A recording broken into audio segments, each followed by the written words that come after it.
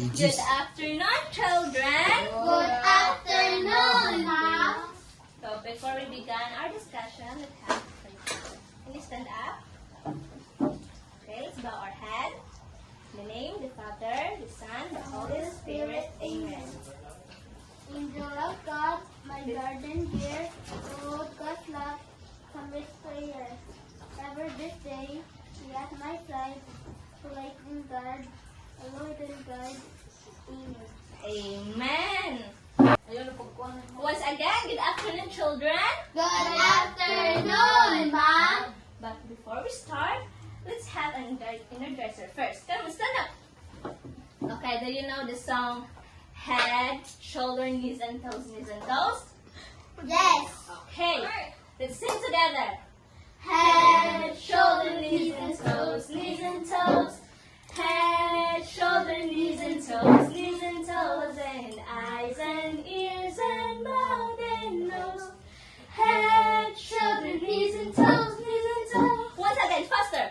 Head, shoulder, knees and toes, knees and toes. Head, shoulder, knees and toes, and eyes and ears and mouth and nose.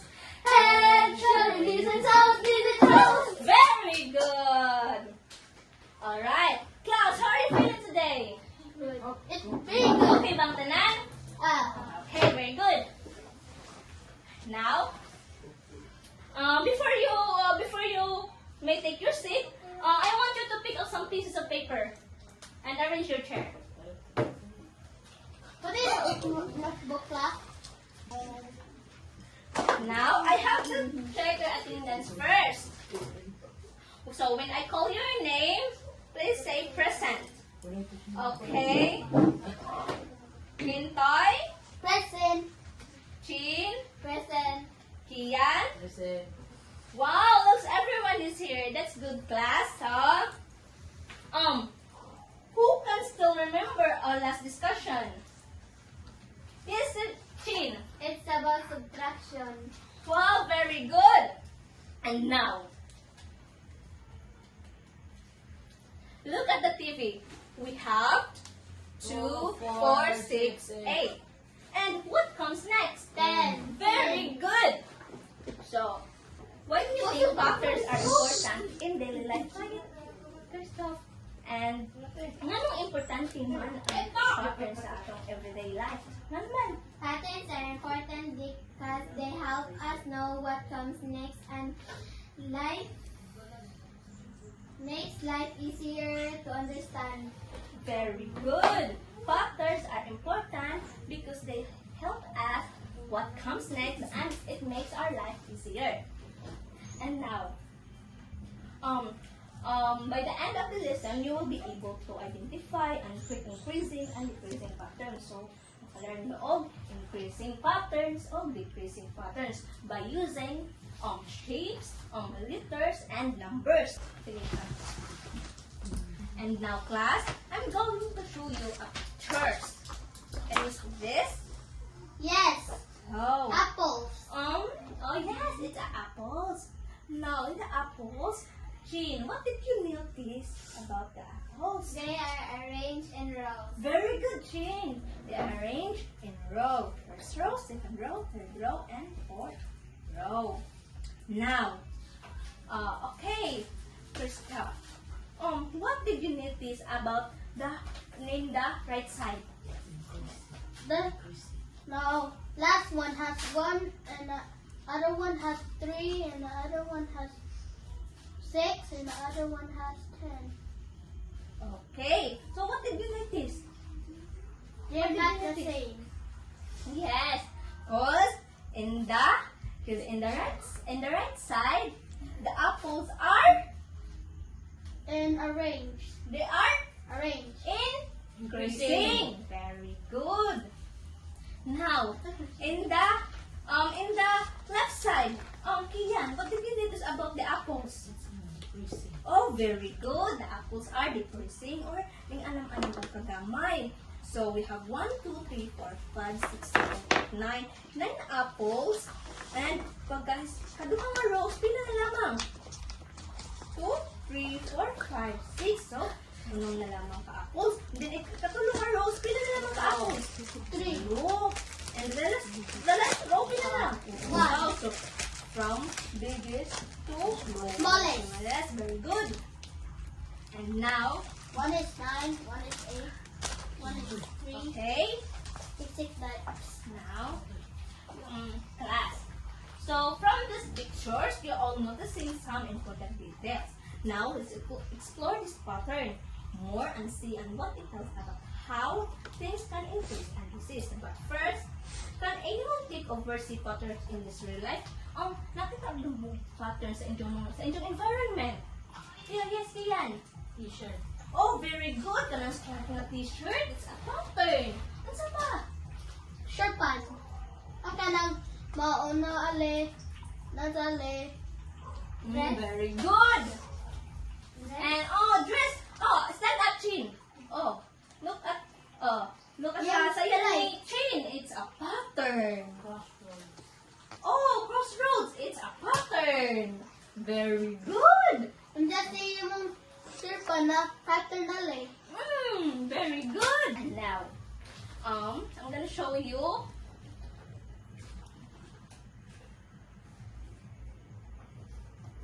This one. Class, ano sa may na-notice ninyo sa picture? Ano sa may ni siya? Square, circle, triangle. Very good. Ang diri? Square, Kani? circle, triangle. Square, circle, triangle. So, kaning mga shapes nga naa diri nga nagkapari-pareho, nagkasunod-sunod, mao ni nga gitawag nga pattern. Very good. Yan.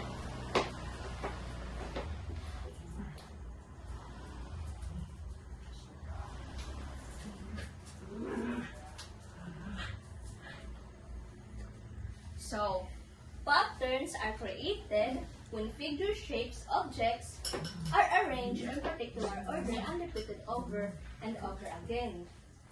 So ang patterns are created when figure shapes kanang mga square, rectangle, triangle, circle, or objects are arranged in particular order.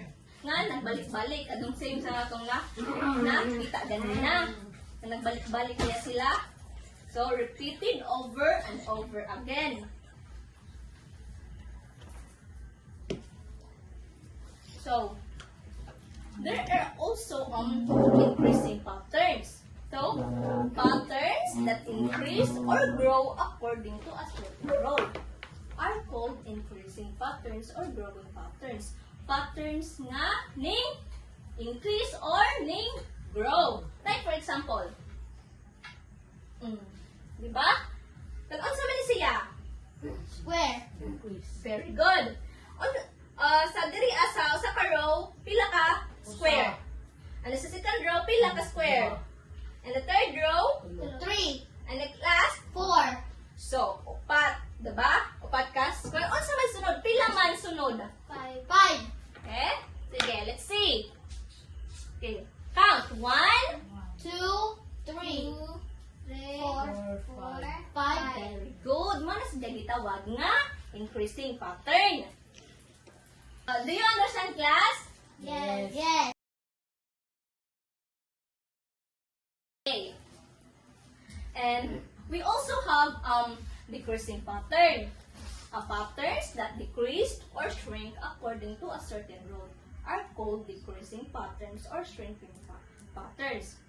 Patterns nga ning decrease or ning shrink. So, ning gamay. For example, kani. So, sa bunch of balloon, pila man kabuok ka balon diri 5, very good. So, the second one, 4, and third one, 3, and the 2, one, 2. So, what do you think kung sa may sunod? 1. Very good.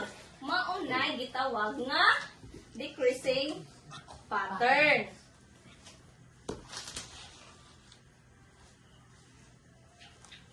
So, we also have increasing number. So, okay. Let's count Oh. 2, 4, 6, 8, 10.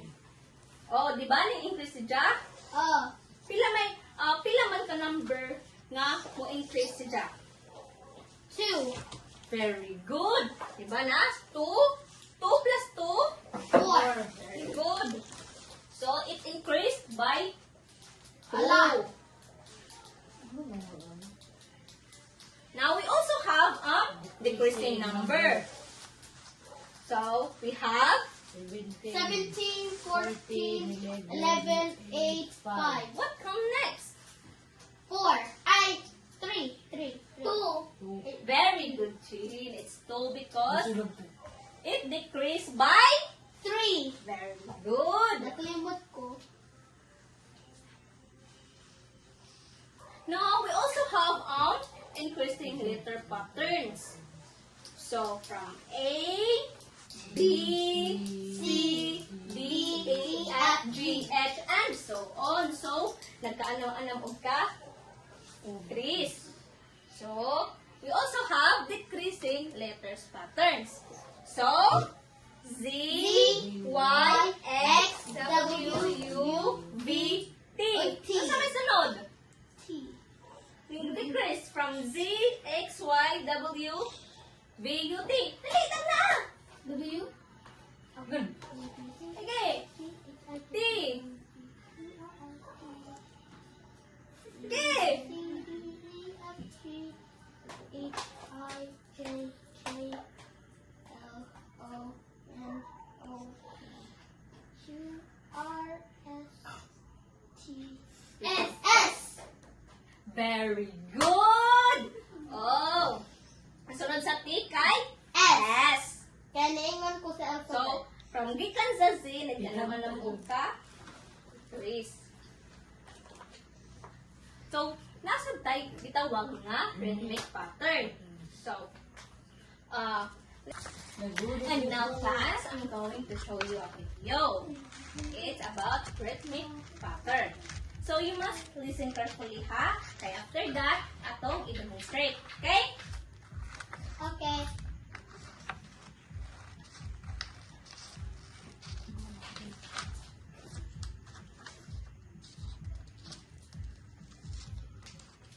Let's try the song 10 Little Indians. When you see the dash symbol, clap once in one beat. When you see the digit symbol, clap twice in one beat. One little, two little, three little Indian. Four little, five little, six little Indian. Seven little, eight little, nine little Indians. 10 little Indian boys. Nakuha ninyo, class? So, ha? Oh. Okay, stand up. Hi, everyone.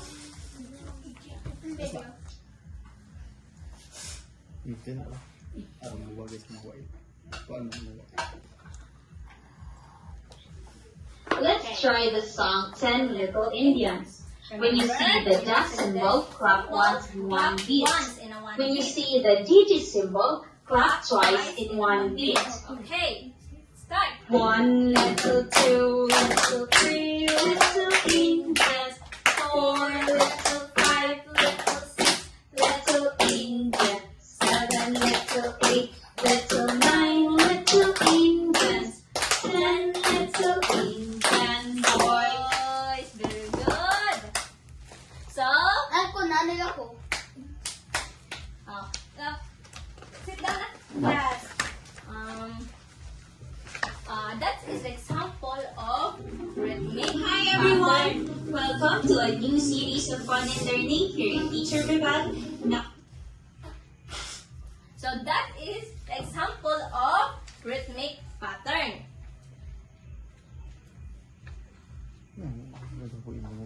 Now class. And now class. I will divide you into two groups and answer the incomplete patterns. And you must identify whether the pattern is increasing and decreasing.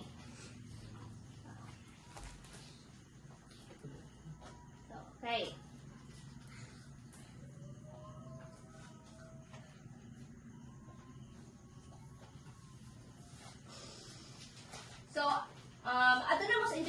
group. Sige. Pag-answerin na ninyo, ha? In numbers, letters of objects. Then pass it to the front.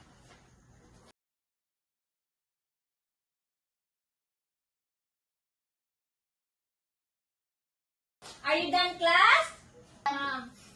Okay. Very good. Now, pass your papers.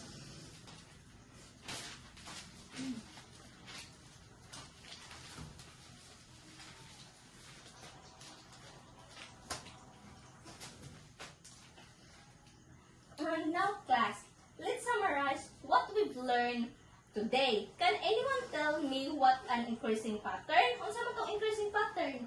Madako. Oh, very good! Kata decreasing, lower. Oh, very good! Very good si Christoph. So, ang increasing pattern mo, Madako. Alam or mudako. Bata decreasing, maubos. Oh, very good!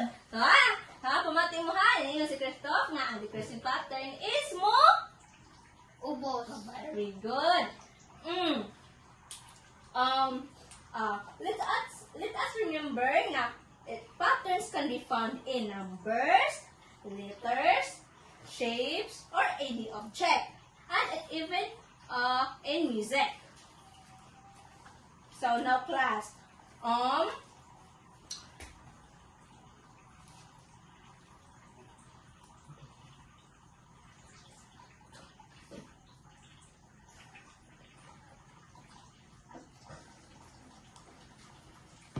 and now, class, I want you to create your own increasing or decreasing pattern using numbers, letters, or shape, and draw it in a short bond paper.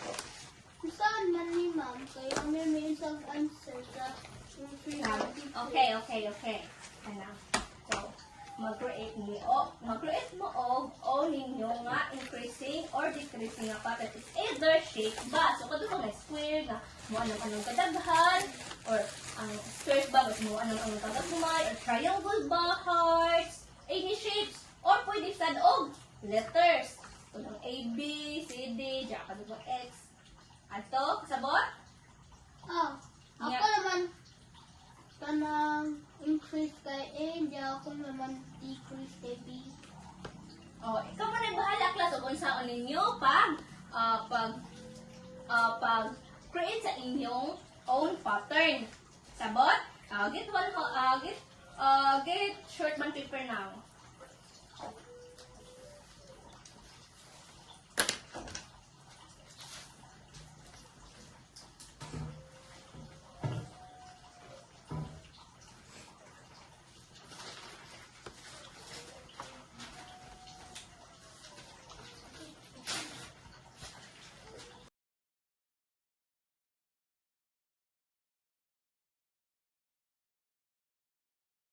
Okay, are you done? Yes, ma'am. Very good. Okay, let me see. Oh, Nicole, she drew increasing heart. So from 1 to 5. And Chin, let me see. Oh, Chin drew increasing numbers. So 2, 4, 6, 8, 10. Ha? And Kang Christoph. Wow!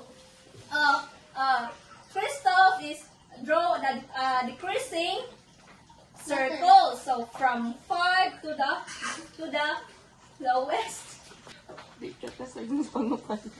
Okay, class, you did a great job. And for your additional activity. Okay. Can you read, everyone? Addition activity. Observe patterns in your environment and bring an example to class Tomorrow. Example in Nature. Artwork or home items. You can take a picture if you want. if you can't bring it. So, pag mausap mo ang pattern sa inyong mga palito, sa inyong balay, you can break it in examples. So, para makita ninyo ugma. It's either in nature, artwork, or her items, or kanino sa nina. Kanong na stripes, di ba? Kanong giingon ni Kian. Or kanang makita ninyo nga na ay pattern any materials or any things. Or pero og dili gani ninyo makuha or dili ninyo madala, you can take a picture. Are we understood, class? Yes, yes. Very good. Now, for your assignment, So what, Mom? observe at least 3 patterns in your surrounding. Is it at home or on the streets? And draw or describe them. Now, get your homework notebook and copy this. Okay. So,